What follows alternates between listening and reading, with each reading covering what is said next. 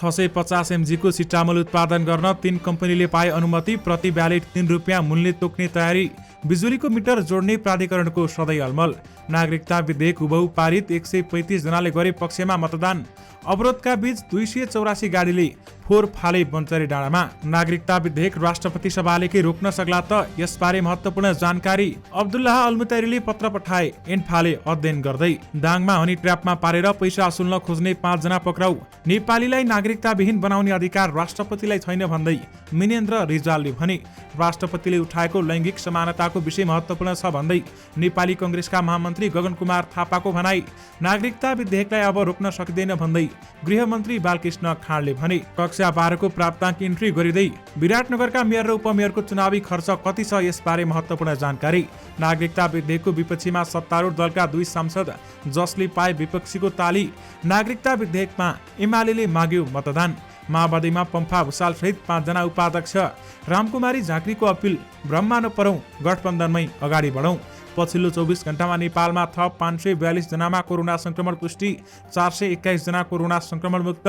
रवि लामिछानेले भने, धेरैतिरबाट आग्रह छ, कहाँबाट लड्ने अध्ययनमा छु। सिंहदरबारका सरकारी कर्मचारी बोक्न दैनिक 2 वटा बस चल्ने तोकियो रुट। अमेरिकामा दाता जुटाएर फर्किन् मिस नेपाल प्रियङ्का। डोल्पा, लमजुङ र धादिङका गाउँमा घुम्दै जताततै ठेक्का अलपत्र पर्दा पनि प्रचण्डका घरबेटीलाई छुट। कृष्ण लीला नचली पारिश्रमिक फिर्ता गर्ने नायक पुष्प खड्काको घोषणा। संगीत मार्फत नेपालको पर्यटन र संस्कृतिलाई सघाउँछु भन्दै अर्थर गणले भने। चीनमा चिया निर्यात गर्न सकी भारतमा भन्दा दोब्बर फाइदा हुन्छ भन्दै जलनाथ खनालको भनाई। राष्ट्रपतिले फिर्ता पठाएको नागरिकता विधेयक प्रतिनिधि सभाबाट जस्ताको तस्तै पारित। अब के हुन्छ, यसबारे महत्त्वपूर्ण जानकारी। काठमाडौँको फोहोर व्यवस्थापनमा फेरि अवरोध हुन्छ कि भन्ने संशय छ भन्दै गगन कुमार थापाले भने। राष्ट्रपतिले उठाएको समानताको विषय महत्त्वपूर्ण छ, त्यसका लागि संशोधन गर्नुपर्छ र यसबारेमा हामी पनि पहल थाल्छौँ भन्दै गगन कुमार थापाको धारणा। एकीकृत समाजवादीबाट उम्मेद्वार बन्न 8 मापदण्ड पूरा गर्नै पर्ने। भदौ 20 भित्र उम्मेदवारी टुङ्गो लगाइसक्ने। नेपाल टेलिकमको इन्डिया भोइस प्याक बुधबारदेखि लागू हुँदै। एमसीसी परियोजना आगामी पुसमा टेन्डर हुने। 2023 को अगस्तबाट काम सुरु गर्ने तयारी। WHO द्वारा नेपाललाई 80 लाख सिरिन्ज प्रदान। सार्वजनिक बिदाको दिनमा समेत आयोग र अन्तर्गतका कार्यालय खुला रहने। विवाह गरी आएकी विदेशी महिलालाई नागरिकता दिने व्यवस्था 2009 सालदेखि हो भन्दै गृहमन्त्री बालकृष्ण खाँडको भनाई। ट्राफिक चेकिङमा 114 जना कलेजका विद्यार्थी कारबाहीमा। लघुवित्त विरुद्धको संघर्ष समितिलाई कारबाही गर्न गृहमन्त्रीको निर्देशन। 8 ट्रक सुपारी बरामद प्रकरण अन्तिममा आदेश जारी भएन, अनुसन्धान गर्ने बाटो खुल्यो। बालिन शाहबारेमा हर्क साम्पाङको अर्को कटाक्ष। फोहोर सोर्न नसक्नेले के पुई लगाउनु। हामीले एमालेबाट विद्रोह गरेको औचित्य पुष्टि गर्नै पर्छ भन्दै रामकुमारी झाँक्रीको भनाई। दर्शक महानुभावहरू नमस्कार। स्मार्ट खबरको न्युज बुलेटिनमा यहाँहरूलाई हार्दिक स्वागत छ। म आर्यन उपानी। आज मिति विक्रम सम्वत 2079 साल भदौ 3 गते शुक्रबार, इस्वी सम्वत 2022 अगस्त 19 तारिक। सदाको चाहिँ आज पनि हामी उपस्थित भइसकेका छौँ आजका मुख्य समाचारहरू लिएर। हामीलाई अन्तिमसम्म हेर्नुहोला अनि हाम्रो मेहनतका लागि यो भिडियोमा एउटा लाइक अवश्य गर्नुहोला। दर्शक महानुभावहरू, पल पलको न्युज अपडेटका लागि हाम्रो च्यानललाई सब्स्क्राइब गरी नजिकै आउने बेल आइकनलाई क्लिक गर्नुहोला। कहाँबाट हेर्दै हुनुहुन्छ अनि के कस्तो लाग्दैछ आफ्ना कुराहरू तलको कमेन्ट बक्समा कमेन्ट गर्नुहोला। दैनिक रूपमा हेर्नुहुन्छ भने रेगुलर भनेर लेख्नुहोला। आज पहिलोचोटि हो भने फर्स्ट टाइम लेखिदिनुहोला। दर्शक महानुभावहरू, देशभित्रबाट हेर्नु भएको छ भने आफ्नो गाउँ ठाउँ सहर अनि जिल्लाको नाम लेखिदिनुहोला। विदेशबाट हामीलाई हेर्नु भएको छ भने कुन देशबाट हेर्नु भएको छ त्यो कुरा पनि तलको कमेन्ट बक्समा कमेन्ट गरिदिनुहोला। आउनुहोस् दर्शक महानुभावहरू, आजका मुख्य समाचार सुरु गरौँ। बालेन शाहबारेमा हर्क साम्पाङले अर्को कटाक्ष गरेको प्रसङ्गबाट। काठमाडौँ उपत्यकाको फोहोर व्यवस्थापनलाई लिएर धरान उपमहानगरपालिकाका मेयर हर्क साम्पाङले व्यङ्ग्य र छेडछाड गर्ने क्रम भने रोकेका छैनन्। केही दिन काठमाडौँ बसेर फर्किएका उनले फोहोर व्यवस्थापन गर्न आइपरेको जटिलताका कारण तनावमा रहेका मेयर बालेन्द्र शाहलाई बुधबार चिडाउने गरी एउटा फेसबुक पोस्ट गरेका थिए। त्यसबाट आक्रोशित बालेन्द्रले हर्ककै पोस्टमा जवाब फर्काउँदै स्थानीय निर्वाचनमा पनि आफू हुनेले उपलब्ध गराएको लौरो चुनाव चिन्हबाट उठेको भन्दै कटाक्ष गरेका थिए। बालेन्द्रले जवाब फर्काएपछि यी दुई स्वतन्त्र मेयर बीच चलेको जुहारी रोकिएको छैन। बरु बालेन त्यसपछि मौन भएका छन्। तर जुनसुकै समयमा सामाजिक सञ्जालमा लेखिरहने बानी परेका हर्कले भने फेरि बालेन्द्र शाहलाई चिडाउने गरी बिहीबार साँझ फेसबुक स्टाटस लेखेका छन्, जहाँ उनले बालेनको नाम नलिई फोहोरसम्म सोर्न नसक्नेले के फुई लगाउनु भन्दै व्यङ्ग्य गरेका छन्। फोहोरसम्म सोहोर्न नसक्नेले के फुई लगाउनु विकारमा उनले भनेका छन्। फोहोर ठेगान लगाएर बल्ल कुरा गर्नु है, हावा गफ होइन, काम चाहिएको छ जनतालाई। बालेन्द्र बारेमा निरन्तर टिप्पणी गरिरहेका उनले यसअघि आफू मेयर भएका उपलब्धि पनि सार्वजनिक गरेका थिए र साम्पाङले आफूले धेरै काम गरिरहेको भन्दै बालेन्द्रप्रति कटाक्षपूर्ण धारणा फेसबुकमा लेखिरहेका छन्। दुईटै मेयर स्वतन्त्र उम्मेद्वार भए पनि एकअर्का विरुद्ध भने जुहारी गर्न थालेका छन्। दर्शक महानुभावहरू स्वतन्त्र उम्मेद्वार भएर एकअर्कालाई सपोर्ट गरेर अगाडि बढ्नुको साटो अहिले सामाजिक सञ्जालमा भने उनीहरूबीच जुहारी देखिन थालेको छ। दर्शक महानुभावहरू यसबारेमा तपाईँहरूको धारणा के छ हामीलाई यो भिडियोको कमेन्ट बक्स मार्फत बताउन भने नबिर्सनुहोला।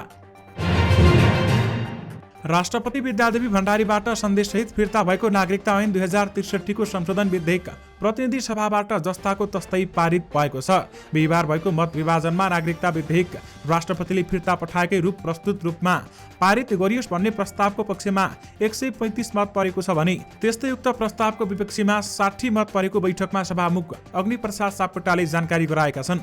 मतदानका बेलामा 195 जना सांसद बैठकमा थिए। बिहिबार दिनभर प्रतिनिधि सभा बैठकमा नागरिकता विधेयकमाथि छलफल समेत भएको थियो। छलफलमा सत्तारूढ गठबन्धनमा आबद्ध दलका सांसदहरूले नागरिकता विधेयक पारित नहुँदा जन्मको आधारमा नेपाली नागरिकता पाएका नेपाली नागरिकको सन्तानले नागरिकता पाउन नसकेकाले यो विधेयक तत्काल पारित गर्नुपर्ने मत समेत राखेका थिए।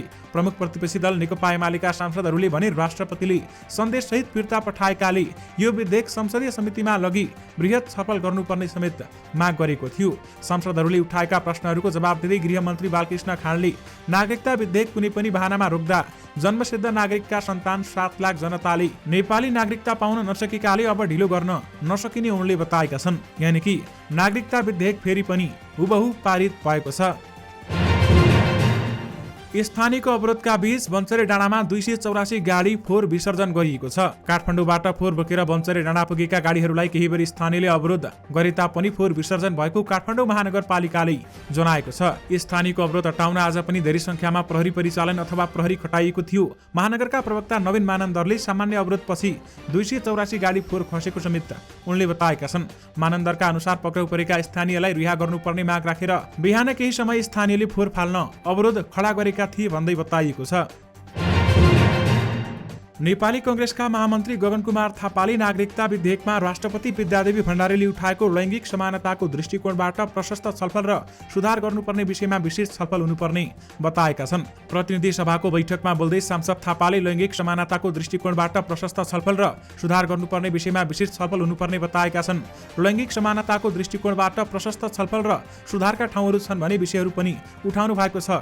खास गरेर आमाको आत्मसम्मानको विषय महत्त्वपूर्ण कुरा जुन हामीले विधेयक बन्ने बेलामा पनि छलफल गरेका थियौं, संशोधन पनि राखेका थियौं भन्दै उनले भनेका छन्।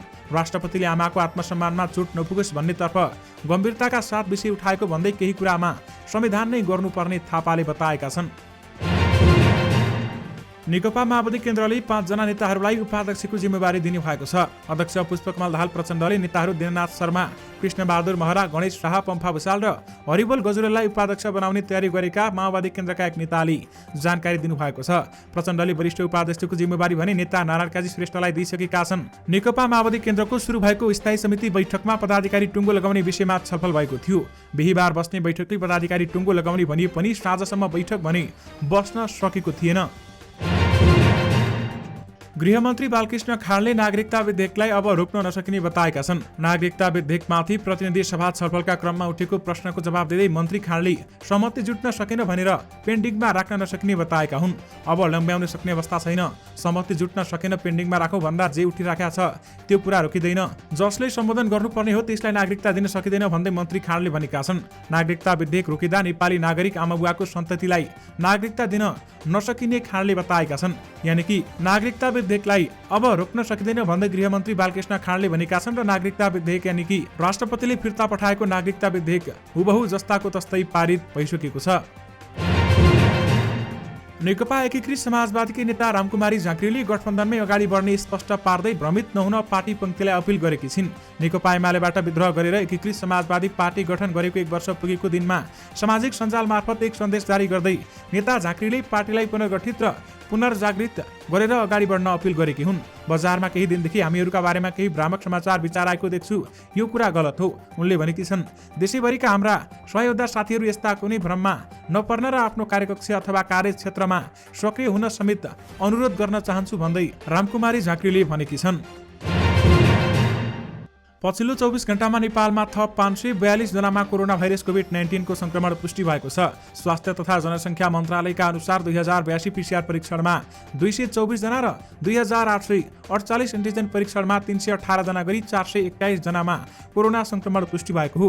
पछिल्लो 24 घण्टामा 421 जना कोरोना संक्रमण मुक्त भएका छन् भने कोरोनाबाट पछिल्लो 24 घण्टामा मृत्यु हुनेको संख्या 0 रहेको छ। हाल देशभर सक्रिय संक्रमितको संख्या 5265 जना रहेको छ भने स्वास्थ्य मन्त्रालयका अनुसार 5067 जना होम आइसोलेसनमा रहेका छन् भने 198 जना संस्थागत आइसोलेसन र 54 जना आइसियुमा रहेका छन्।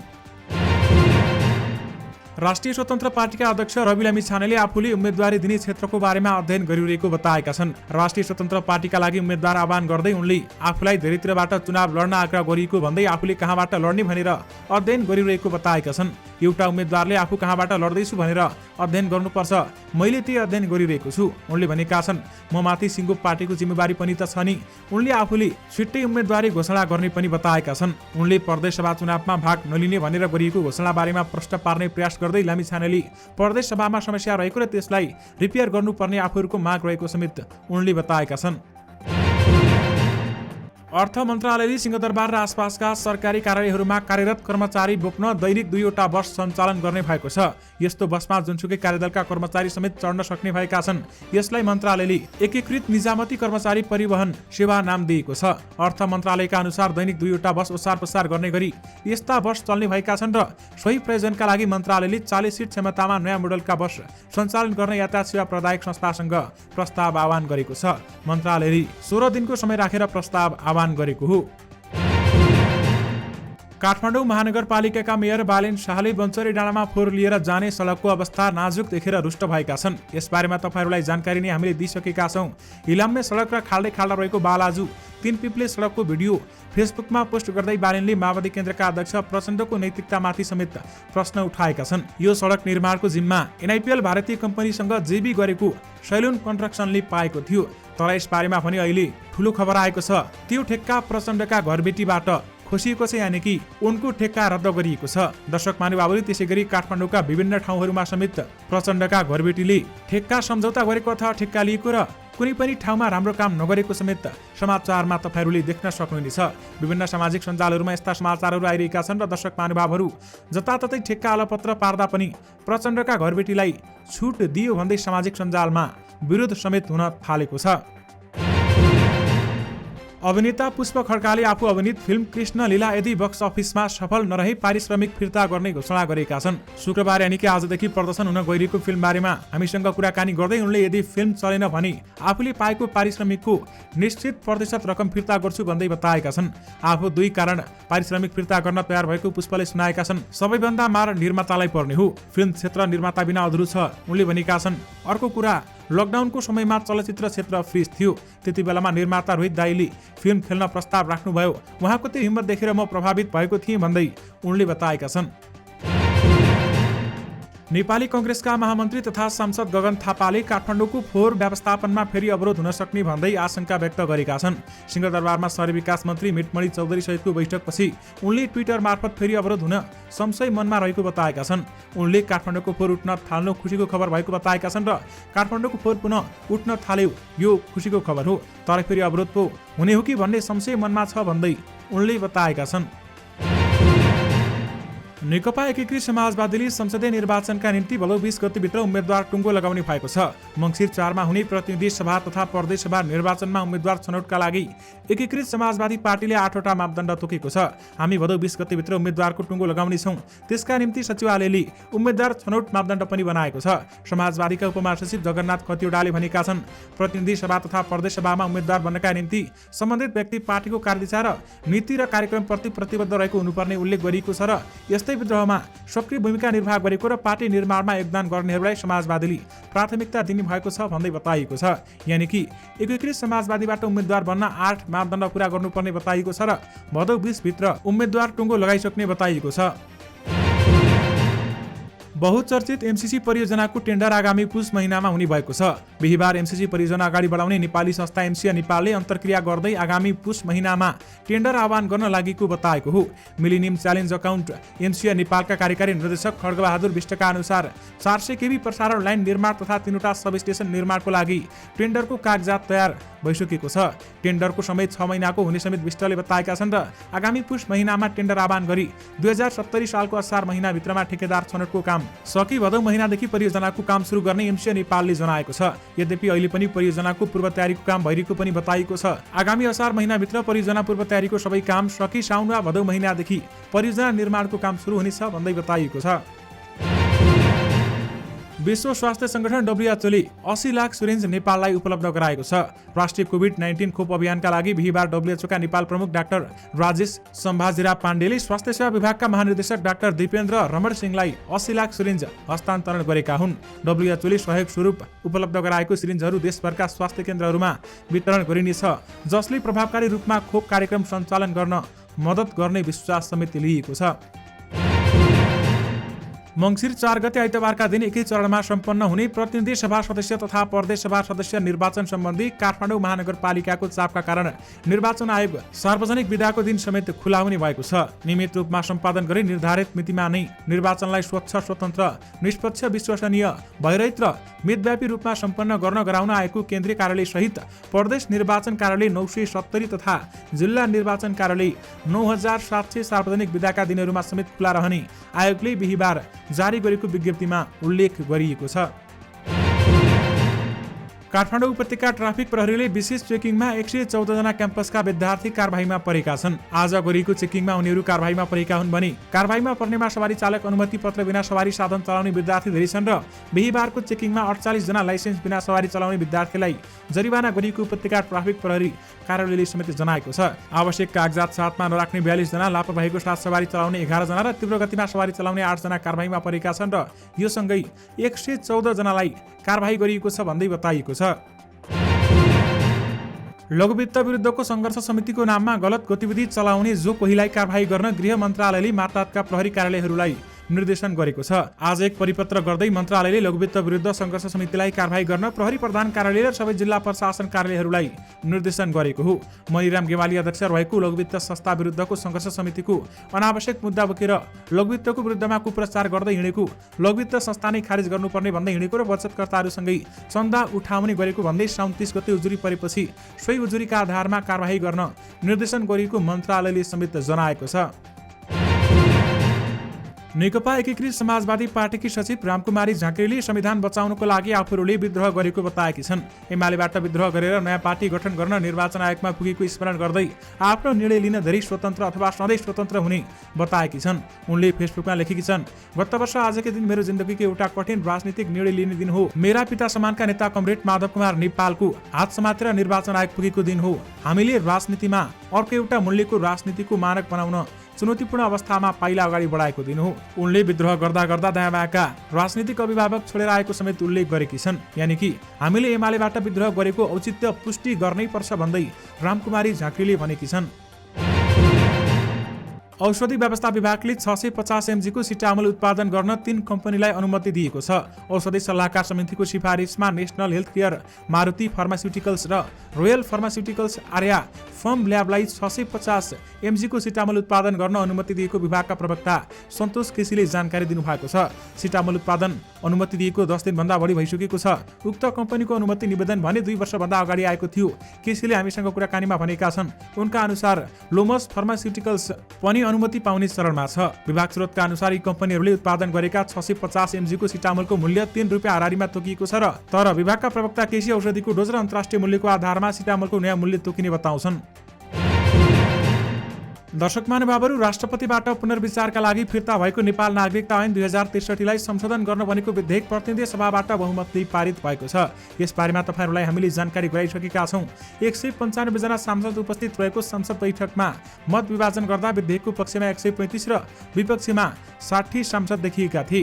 प्रतिनिधि सभाबाट मत विभाजनद्वारा पारित भएको यो विधेयक अब राष्ट्रिय सभामा जान्छ भने संविधानको धारा 113 को 4 मा राष्ट्रपतिले कुनै पनि विधेयक सन्देश सहित फिर्ता गरेमा त्यो विधेयकमाथि कुनै पनि सदनले पुनर्विचार गर्नुपर्ने व्यवस्था समेत रहेको छ। यद्यपि नागरिकता विधेयक राष्ट्रिय सभाले के रोक्न सक्ला त, यस बारेमा भने ठूलो प्रश्न उठेको छ। राष्ट्रिय फुटबल टिमका प्रमुख प्रशिक्षक अब्दुल्ला अल्मुतैरीले अखिल नेपाल फुटबल संघ एन्फाको पत्रको जवाब पठाएका छन्। असोज 11 गते बंगलादेश विरुद्ध हुने खेलका लागि एन्फाले प्रदीप हुमागाईलाई कार्यवाहक मुख्य प्रशिक्षक नियुक्त गरेको छ। एन्फाले खेलाडी प्रशिक्षक विवादमा समाधानको लागि छानबिन समितिले बनाएको प्रतिवेदनको विषयमा धारणा माग गर्दै एन्फाले हाल कुवेतमा रहेका अल्मुतैरीलाई पत्र पठाएको थियो। आज अल्मुतैरीले पत्रको जवाब पठाएको एन्फा महासचिव किरण राईले जानकारी दिनुभएको छ भने अहिले एन्फाले पत्र पठाएको बारेमा अध्ययन गरिरहेको छ। उहाँको पत्र प्राप्त भएको छ। अब यस विषयमा आन्तरिक छलफल गरेर फेरि पत्र पठाउनेछौँ भन्दै राईले पत्रमा के उल्लेख गरिएको छ भन्ने खुलाएका छैनन्। यानि कि अल्मुतैरीले पत्र भनी पठाएका छन्, एन्फाले अध्ययन गर्ने भएको छ। दाङमा हनी ट्र्यापमा पारेर पैसा असुल्न खोज्ने गिरोहलाई प्रहरीले पक्राउ गरेको छ। पक्राउ पर्नेमा रोल्पाको परिवर्तन गाउँपालिका 5 मा बस्ने 40 वर्षीय दिलीप कुमार ओली, दाङको घोराई उपमहानगरपालिका 10 नारायणपुरका 32 वर्षीय पवित्रा डाङ्गी, सोही ठाउँकी 32 वर्षीय विमला डाङ्गी र 29 वर्षीय शान्ता नेपाली र 22 वर्षीय शर्मिला भन्ने प्रमिला नेपाली रहेका छन्। उनीहरूको घोराई नगरपालिका 10 नारायणपुरमा सुनचाँदी व्यवसाय गर्ने दिनेश घरती मगरलाई प्रेम सम्बन्धको नाटक गरी उनीसँग पैसा असुल्न खोजेको प्रहरीको भनाइरहेको छ। पक्राउ परेका दिलीप कुमारको संलग्नतामा युवती प्रमिलालाई प्रयोग गरेर उक्त गिरोहले पैसा असुल्न गर्न खोजेको खुलेको जिल्ला प्रहरी कार्यालय दाङका प्रमुख प्रहरी एसपी सुरेश प्रसाद काब्लेले जानकारी दिनुभएको छ। सत्तारूढ नेपाली कांग्रेसका नेता डाक्टर मेनेन्द्र प्रसाद रिजालले नेपालीलाई नागरिकताविहीन बनाउने अधिकार राष्ट्रपतिलाई समेत नभएको बताएका छन्। प्रतिनिधि सभाको बैठकमा राष्ट्रपतिले फिर्ता पठाउनु भनेको नागरिकता विधेयकमाथिको छलफलमा भाग लिँदै उनले जस्तोसुकै सम्मानित पद भए पनि नेपालीलाई नागरिकताविहीन मुलुकविहीन बनाउने अधिकार नभएको बताएका हुन्। सो नागरिकता विधेयक ढुङ्गाको अक्षरस अथवा ढुङ्गाको अक्षर नभएको उल्लेख गर्दै नेता रिजालले त्यसलाई तत्काल पारित गरेर लैजानु पर्ने बताएका छन्। नेता रिजालले संसदको कुनै पनि सदस्यलाई नेपालीलाई नागरिकताविहीन बनाउने अधिकार नभएको पनि स्पष्ट पारेका छन्। राष्ट्रिय परीक्षा बोर्डको परीक्षा नियन्त्रण कार्यालय कक्षा 12ले कक्षा 12 को उत्तर पुस्तिका परीक्षण सकिएको जनाएको छ। गत जेठमा सञ्चालन गरेको परीक्षाको उत्तर पुस्तिका परीक्षण सकेर प्राप्ताङ्क चढाउने काम भइरहेको र यो काम भदौको दोस्रो हप्ता सक्ने कक्षा 12 को परीक्षा नियन्त्रक कृष्ण प्रसाद शर्माले बताएका छन्। उनले भनेका छन्, अहिले इन्ट्रीको काम भइरहेको छ, दोस्रो हप्ता सकिन्छ, नतिजा सार्वजनिक हुने समय भन्न अहिले अलि हतार हुन्छ। नतिजा प्रकाशन यसपटक लेटर ग्रेडिङ निर्देशिका 2078 अनुसार हुनेछ भने जस अनुसार प्रयोगात्मक परीक्षामा न्यूनतम 40 अङ्क ल्याउनु पर्ने र सैद्धान्तिकतर्फ कुनै पनि विषयमा न्यूनतम 35 अङ्क ल्याउनु पर्नेछ भन्दै बताइएको छ। विराटनगर महानगरपालिकाका प्रमुख नागेश कोइराला र उपप्रमुख शिल्पा कार्कीले स्थानीय तह निर्वाचनमा आयोगले तोकेको सीमा भन्दा कम खर्च भएको विवरण पेश गरेका छन्। निर्वाचन आयोगले महानगरपालिकाको प्रमुख र उपप्रमुखका लागि 7,50,000 रुपियाँ खर्च पाउने सीमा तोकेको थियो भने नेपाली कांग्रेसबाट मेयरमा निर्वाचित कोइरालाले 6,55,000 र एमालेबाट उपमेयरमा निर्वाचित शिल्पा कार्कीले 4,09,500 रुपियाँ खर्च भएको विवरण पेश गरेका हुन्। मेयर कोइराला विराटनगरको धनाढ्य परिवारका सदस्य हुन् र उपमेयरका श्रीमान उद्योगी हुन् भन्दै बताइएको छ। मिस वर्ल्ड तयारीका लागि अमेरिका भ्रमणमा पुगेकी मिस नेपाल प्रियङ्का रानी जोशी स्वदेश फर्किएकी छिन्। उनको न्युयोर्क भ्रमणको मुख्य उद्देश्य मिस वर्ल्डको महत्त्वपूर्ण विधा ब्युटी विथ पर्पस परियोजनाका लागि दाता जुटाउनु हो। यो विधासँग प्रियङ्काको लगाव किन पनि छ भने नेपाली विधाको प्रमुख दावेदार हो। नेपालले विगतमा 4-5 वटा ब्युटी विथ विधा पर्पस जितेको छ भने यो विधा जित्न सकिए मिस वर्ल्डको फाइनलमा सिधै पुग्न सकिने अर्को फाइदा पनि छ। यो दुई कारणले प्रियङ्काको जोड बल ब्युटी विथ पर्पस विधामा छ भने यसपटक उनी बिजुली नपुगेको नेपालको दुर्गम थलोमा सोलर बिजुली पुर्याउन चाहन्छन्। अमेरिका भ्रमणको क्रममा उनले यसपटक गैर आवासीय नेपालीहरूलाई समेत लगानीको पनि आग्रह गरेकी छन्। सन् 2020 को अमेरिकी आइडलका फाइनलिस्ट अर्थर गनले सङ्गीत मार्फत नेपालको संस्कृति र पर्यटनको विकासमा सघाउने बताएका छन्। आफ्नो पहिलो नेपाल कन्सर्ट टुर टुबोक होमकमिङ अर्थर गनबारेमा जानकारी दिन बिहिबार काठमाडौँमा आयोजित पत्रकार सम्मेलनमा उनले संसारभर छरिएका नेपाली मार्फत आफूहरूले नेपाली सङ्गीतलाई प्रवर्धन गर्न चाहेको पनि बताएका छन्। नेपालीहरू सबै देशमा हुनुहुन्छ, उहाँहरूले नेपाली सङ्गीत सुनेर फाइदा लिनुहुन्छ, यसबाट नेपाली गीतको प्रवर्धन हुन्छ, काउबॉय व्हाइट र ब्ल्याक गर्ल्समा सजिएका उनले भनेका छन्। यानि कि सङ्गीत मार्फत नेपालको पर्यटन र संस्कृतिलाई सघाउँछु भन्दै अर्थर गनले भनेका छन्। नेकपा एकीकृत समाजवादीका नेता तथा पूर्व प्रधानमन्त्री जलनाथ खनालले चीनमा चिया निर्यात गर्न सकेमा भारतमा निर्यात गर्दा भन्दा तेब्बर भन्दा बढी फाइदा हुने बताएका छन्। संघीय संसद नयाँ बानेश्वरमा पत्रकारहरूसँग कुरा गर्दै उनले चीनमा बजार पाउन सके नेपाली चियाका लागि नयाँ युग सुरु हुने बताएका छन् र अहिले हामीले भारतीय बजार मार्फत चिया निर्यात गर्दा 4 अर्बको व्यापार हुन्छ भन्दै उनले बताएका छन्। यद्यपि चीनमा चिया निर्यात गर्न सके भारतमा भन्दा तेब्बर फाइदा हुन्छ भन्दै जलनाथ खनालले भनेका छन्। नेपाल टेलिकमले भारतमा कल गर्न इन्डिया भोइस प्याक बुधबारदेखि उपलब्ध गराएको छ। यस प्याकेज अन्तर्गत उपलब्ध दैनिक, साप्ताहिक र मासिक मध्ये आफूलाई उपयुक्त अफर छनौट गरी प्रयोग गर्न सकिने कम्पनीले बताएको छ र दैनिक अफर अन्तर्गत 24 घण्टामा 17 मिनट कुराकानी गर्न सकिने प्याक 59 रुपियाँमा उपलब्ध छ। त्यसैगरी साप्ताहिक अफर अन्तर्गत 7 दिनसम्म 75 मिनट र मासिक अफर अन्तर्गत 30 दिनसम्म 221 मिनटको कुराकानी गर्न सकिने प्याकहरू क्रमशः 259 रुपियाँमा र 759 रुपियाँ उपलब्ध छन् भन्दै बताइएको छ। दर्शक महानुभावहरू एक्सेस कोडहरू 001424 1425 वा 1445 को प्रयोग गरी भारतमा उपलब्ध कुनै पनि मोबाइल तथा टेलिफोन नम्बरमा कल गर्न सकिने कम्पनीले जनाएको छ। गृहमन्त्री बालकृष्ण खाँडले 2009 सालदेखि नै विवाह गरेर आएकी विदेशी महिलालाई अङ्गीकृत नागरिकताको प्रावधानको व्यवस्था रहेको बताएका छन्। बिहीबार प्रतिनिधि सभाको बैठकमा नागरिकता विधेयकमाथिको छलफलमा क्रममा सांसदहरूले सोधेको प्रश्नको जवाब दिँदै उनले 70 वर्ष अघि जुन व्यवस्था थियो अहिलेसम्म त्यही व्यवस्था रहेको समेत बताएका छन्। उनले 2063 को आन्दोलनपछि जारी भएको अन्तरिम संविधान अनुसार नेपाल नागरिकता ऐन 2063 बनेको र त्यसमा अहिले संसदमा रहेका नेमकिपा बाहेक सबै दल सरकारमा रहेको उल्लेख गर्दै उनीहरू त्यसको जवाबदेही रहेको उल्लेख गरेका छन् र उनले 2072 को संविधानमा रहेको प्रावधानमा आधारित भएर अहिलेको विधेयक ल्याइएको समेत दावी गरेका छन्। तेस्रो मुलुकबाट आयात भएको सुपारीलाई नेपाली उत्पादन भन्दै भारत लैजाने क्रममा प्रहरीले बरामद गरेको 8 ट्रक सुपारी प्रकरणमा उच्च अदालत विराटनगरले अन्तरिम आदेश जारी नहुने आदेश गरेको छ। उच्च अदालत विराटनगरका न्यायाधीश द्वय सत्यमोहन जोशी थारू र किरण कुमारी गुप्ताको संयुक्त इजलासले बिहीबार यो आदेश जारी गरेको हो। निवेदनको पक्षमा अदालतले अन्तरिम आदेश जारी नहुने आदेश गरेसँगै अब राजस्व अनुसन्धान कार्यालयले अनुसन्धान गर्ने बाटो खुलेको छ। राजस्व अनुसन्धान विभागले आफ्ना निकायका कार्यालयहरूले भारतीय भन्सारले लगाएको सिलबन्दीलाई खोल्न नसक्ने बताउँदै समेत आएको थियो। यानि कि 8 ट्रक सुपारी बरामद प्रकरणमा अन्तरिम आदेश जारी भएको छैन भने अनुसन्धान गर्ने भने बाटो खुलेको छ। पूर्व मन्त्री तथा नेपाली कांग्रेसका केन्द्रीय सदस्य दीपक गिरी दल बदल सहित 30 असारमा दाङको तुलसीपुर स्थित विद्युत प्राधिकरण वितरण केन्द्रमा पुगेका थिए। शान्तिनगर गाउँपालिकाका अध्यक्ष प्रमोद बस्नेत, बबई गाउँपालिकाका अध्यक्ष कुलबहादुर केसी, दङसी शरण गाउँपालिकाका अध्यक्ष शम्भु गिरी सहितको टोली सेवाग्राहीका साथमा लिएर त्यहाँ पुगेको थियो।